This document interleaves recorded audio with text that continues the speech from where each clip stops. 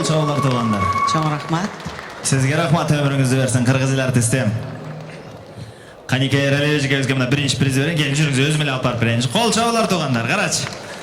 Dal uşunday жақшы өнер адамдар менен бүгүнкү жакшылыкты уланталым. Атайбек атабыздан анырда берет Кудай буйруса. Бул биринчи приз сиздердики.